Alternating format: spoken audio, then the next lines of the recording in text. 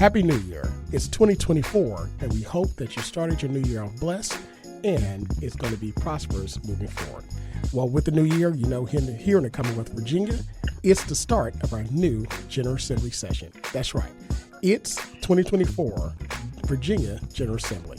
And to help us discuss and to kick this off, our General Assembly series is none other than NSU alum, Delegate Cliff Hayes Jr. It's State of the Water. I'm your host, Dr. Eric Claville. Stay tuned as we discuss the 2024 Virginia General Assembly.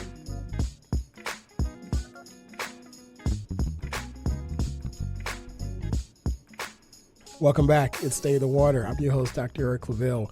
Once again, we want to wish you a happy New Year. We hope that your 2023 ended very well and that you're starting 2024 off just the way that you wanted it to.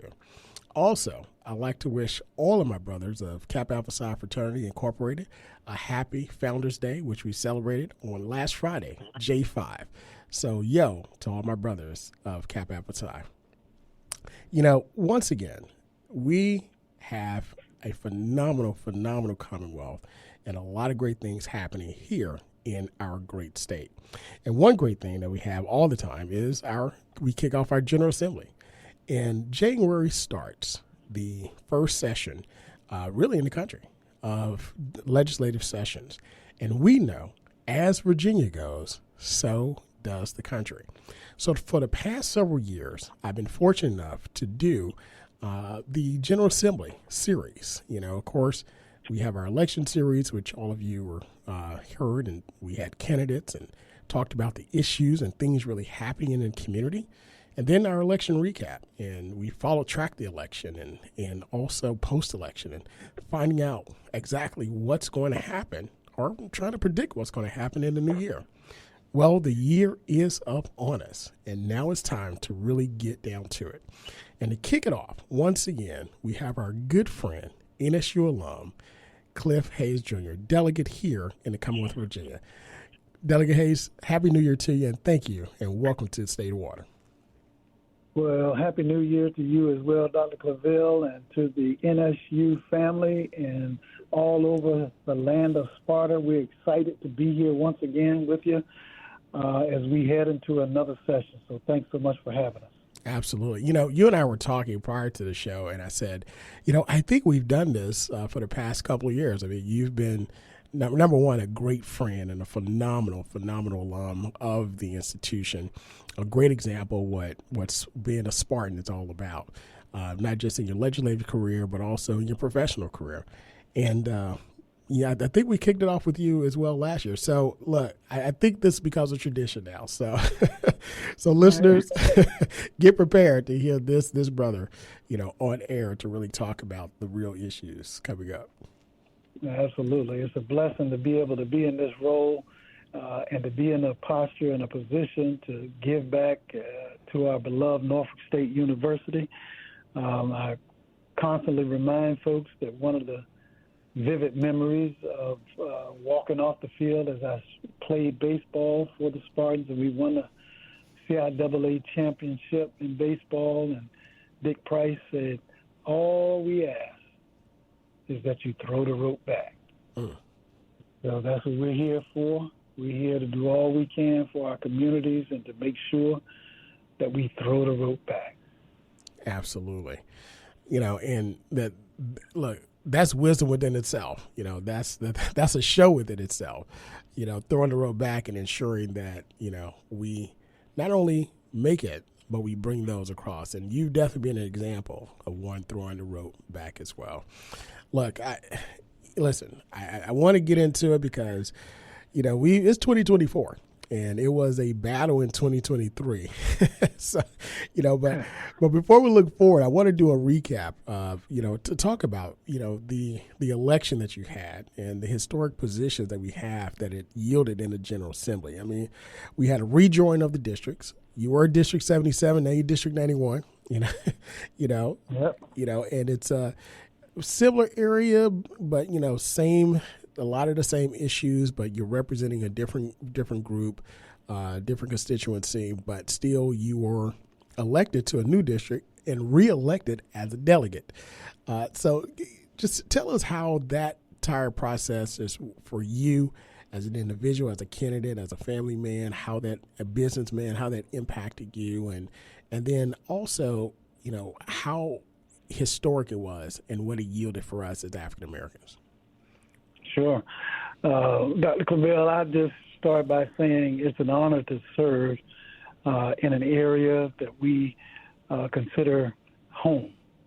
And so basically, the area in which I represent, I'm blessed to represent because it's an area that my father grew up in, my grandmother lived in, my grandfather, my wife's grandparents, my wife's parents, my wife grew up in.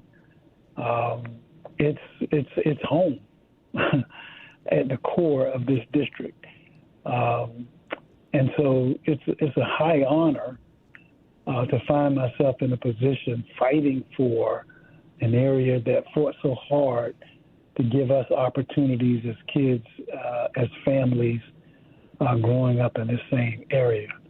And so we consider it a debt that's owed to so many people who carved out pathways for us to have opportunities to flourish as families, as individuals.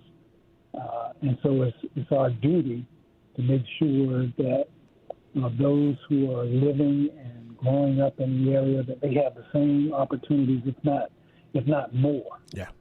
And so the area in which I represent, as I said before, has only shifted a little bit as they have taken me out of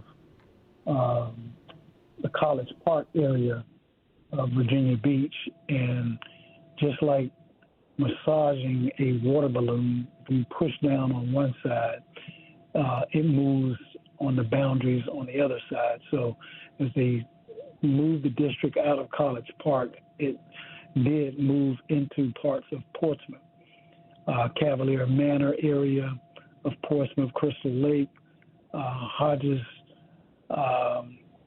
Ferry, Elizabeth Manor, over in that area of Portsmouth. And so 85% of the district is in Chesapeake, northern end of Chesapeake. 15% of the district is now in the city of Portsmouth. Okay. And the great thing about that, though, is the characteristics of the new addition to the district are pretty much the same characteristics and neighborhoods that I've always represented. So it's nothing new there. We're excited about who we're fighting for and will continue to fight for, and just excited about it. Absolutely. And again, one thing about you, you are a fighter for your people, the constituency that you work for, and again, for your great NSU as your alma mater. But the election itself was just not a success for you, but it was really a success for a lot of your colleagues and African Americans. Talk about the impact or the historic positions and designations and appointments that the election really provided for African Americans in the General Assembly in the history of the Commonwealth. Yeah, absolutely. I think I'd be remiss if I did not mention, as I graduated and came out in that last year or so, just fighting for and working hard, as we were taught,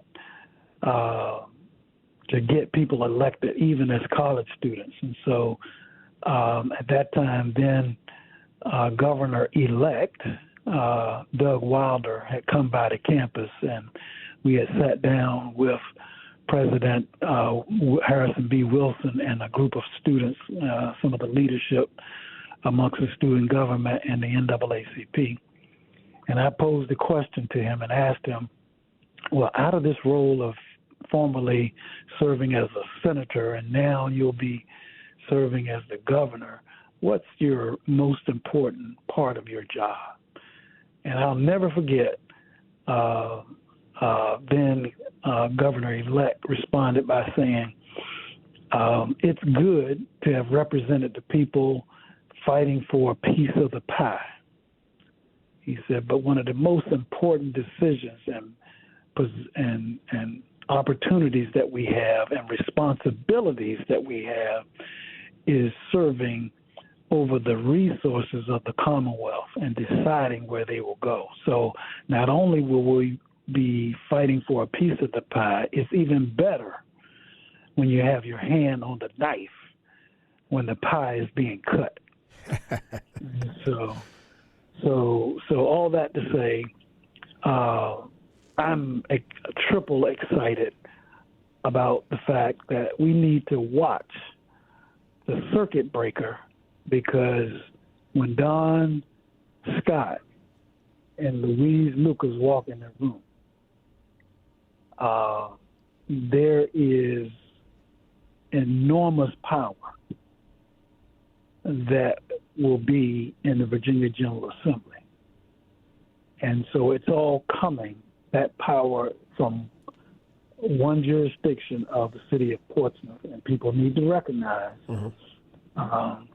that Hampton Roads is going to be well represented going into this General Assembly session, not only fighting for legislation for all across the Commonwealth, but just know it's time for Hampton Roads to get its due share of the piece of the pie. And in the House of Delegates, we have the Speaker of the House, the first black Speaker of the House in the General Assembly's 400 plus years of existence. So over 400 years, this is the first black man to serve, or first African American period, to serve as the Speaker of the House, who will decide who becomes the chair of the House Appropriations Committee and where the money will go. I'm a member of that committee, and I'm proud to be a member, and I think it's exciting to be a member. But the Speaker has appointed another African-American male, and Delegate Pastor Chairman Luke Torian.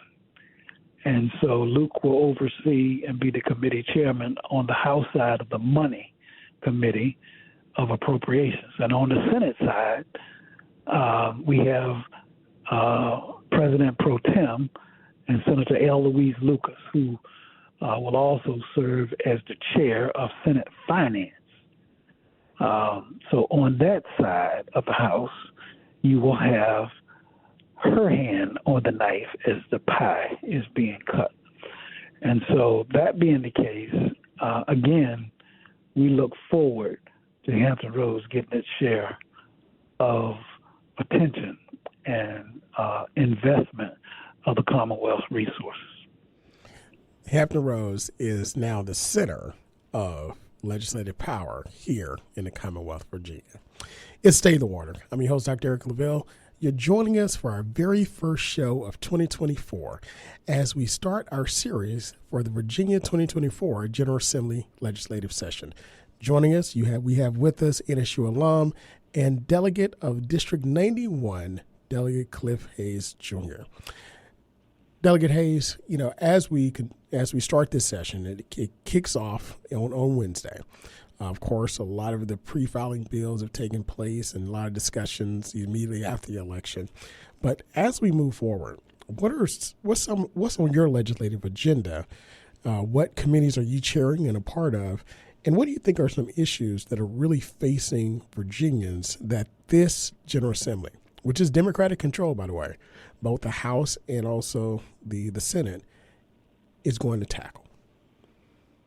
Well, I think you can look forward to some of the key areas of focus for Democrats, as we always have, and that is, as my father used to say, pay attention to the OJs.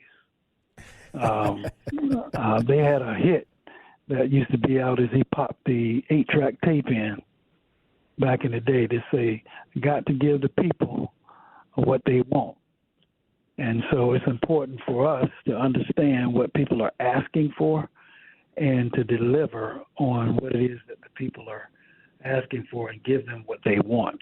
Well, the people want better paying jobs and access to those jobs. And so you'll see the Democrats continue our fight for the minimum wage increase here in the Commonwealth of Virginia. You'll be reminded that the last time that we were in control, we changed the laws of Virginia and passed a law to say that the minimum wage would go up.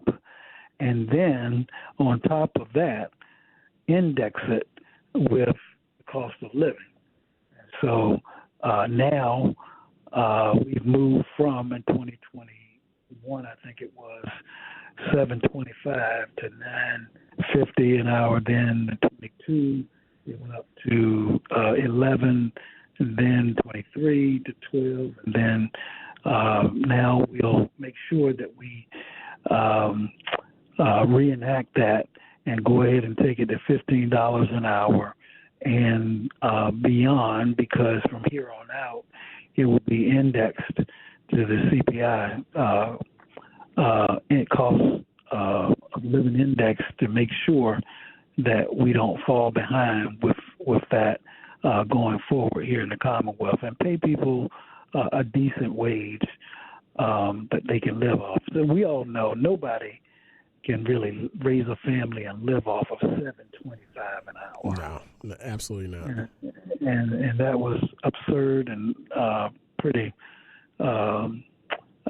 devastating, I think, in a lot of ways for families to be forced to be living and trying to raise a family under those conditions, and having to have 4 and sometimes 5 part-time jobs trying to assemble the pie together for your family. So that's a major issue that we'll take up this time. We'll do the reenactment and then the indexing of the minimum wage to make sure that it continues to be raised as the cost of living goes up. When it comes to our schools and education, we want to make sure that we're paying our teachers what they're worth, and to get that above where it is now. We've done some great work and given them historic raises, if you will, in the past, but we can do even better. It's important for us to look at the budget and look at the resources that we have and to raise those wages for our teachers and our educators even more, to make sure that there's funding available for our education system, not only in the way of wages, but support staff, as well as taking a look at our aged and crumbling infrastructure of our schools. How is it that we might be able to assist some of the school districts in that regard? When it comes to criminal justice reform, we'll continue to make sure that there's equity in enforcement of the law and equity in our court systems. Of course, we'll make sure that that is the case as well. And in terms of health care and health overall, that we do some things to make sure that there's balance and equity there. One of the bills I'll be championing, along with Senator Mamie Locke, another leader in the Senate and member of the Virginia Legislative Black Caucus, along with my good friend and dear colleague and brother, Nadarius Clark, will all be fighting for a bill to deal with implicit bias, unconscious bias in the healthcare system, to make sure that we try to close the gap on maternal health and the disparities that exist in that space. When it comes to economic prosperity and development, we want to make sure that there is investment in our districts and our corner of the Commonwealth as well. When it comes to toll relief, many people will understand what tolls will mean here in the Hampton Roads, and the fortress, if you will, of tolls that have been placed around some of our localities and how difficult it is for everyday people to kind of traverse between Portsmouth and Norfolk. There are tolls all around the city of Portsmouth, and there ought to be some toll relief for the folks here in Hampton Roads. And so with the leadership that I've mentioned on the money committees, and Senator L. Louise Lucas, Chair of Senate Finance, Don Scott being the Speaker of the House, Mamie Locke in leadership on the Senate side, myself on this side on appropriations, we're going to make sure that we do all we can to provide relief for those in Hampton Roads when it comes to these tolls and other investments for that matter. When it comes to our HBCUs, please understand that we will do all we can for our HBCUs to make sure that they get their share of funding. And, personally, I believe we have some catching up to do. So not only do we need to invest in them now, but we need to invest in a way that will represent a trajectory towards trying to get us on a path to grow our investments in our HBCUs, not just for one-time investments. So that might come in the way of operations, and on the operations side, raising the Commonwealth's budget for our HBCUs, but also in the way of capital in the buildings that we have on our campuses and the needs that we have on our campuses. Listen, I can tell you we've grown as a university at Norfolk State University under the great leadership over the years, and certainly today under Dr. J. But when is the last time we've had a new dining facility? We have more housing, we have more students, but we don't have the dining facilities to grow along with that. The same number of dining facilities, which are 2, has been the case going back to when I was in school, some few years ago in the 90s. And we haven't added, and we have done no adding additional dining facilities, and dormitory housing facilities need to be added to even today. There needs to be more wellness and health-related facilities on our campus for the students, for the athletes and students that are here on campus as well.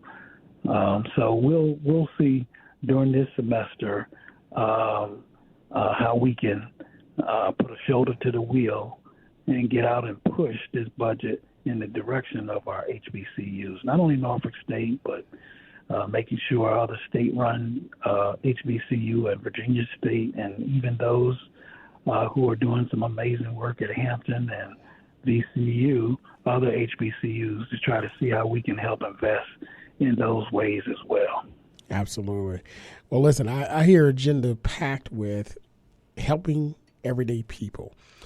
And I remember going all the way back to the McAuliffe and the Northern administration. The Democrats really, when you look at the focus of policies, look at the focus of actually what is put forth and what's championed, is really focused on everyday people. From expanding the right to vote to, you mentioned, relief for the tolls and criminal justice reform and increasing the minimum wage. That all benefits the everyday man. So, again, once again, elections do have consequences. And if you put people in office that are focused on you, you get results, or results for you. Speaking of elections having consequences, one thing about the Commonwealth of Virginia, we have an important election every single year. But not just the Commonwealth of Virginia, but it's 2024. And that means there's a presidential election coming up. And right after that, there is a gubernatorial election coming up in 2025. But there's a lot of talk about, persons not being happy, disgruntled with the current administration, or maybe a policy that they didn't act upon or haven't acted upon yet when they first got elected. Talk to us about the importance of not just continuing to be engaged in voting, but also being engaged in the General Assembly now as it relates to elections having consequences. Absolutely. So one of the things I try to remind folks of is that when you're voting, you're not voting for a Valentine, right? You're not looking for someone that you can fall in love with, but you are looking for, amongst the choices that you have, whose policies are going to best align with what you believe. And so you have an option. You have a choice to vote for amongst those that are on the ballot. And it's up to us to educate ourselves on the issues, on the individuals, to see which issues and which individuals representing the issues that are closely aligned with what we believe ought to get my vote. There's a lot of things that go into this thing we call life, this thing that gives us the opportunity to make a difference while we're here. And the truth is, just as sure as we're born, we're going to die. And the question is, what is it that we will do to make life better for somebody else between that dash? And while we're here, we ought to be trying to improve the lives of others while we're here.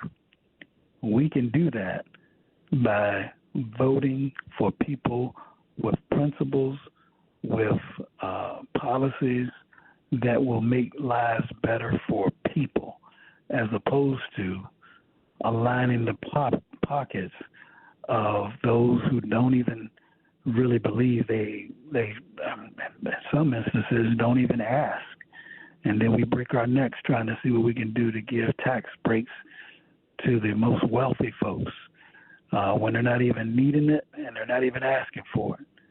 So, as I said earlier, let's make sure that we're doing as the OJs reminded us, that we got to give the people what they want.